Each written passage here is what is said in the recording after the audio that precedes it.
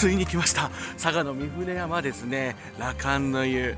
今もうサウナ入ったんですがね、もうお値段高いんですけど、それに見合うぐらい贅沢な雰囲気でございます。しかもおまけに今日雪もね結構降ってました。雪見酒いいですよね。先でないやお風呂ですね。ぜひヒートショックだけは気をつけて徐々に体を慣らして、そしてゆっくり佐賀で癒されてください。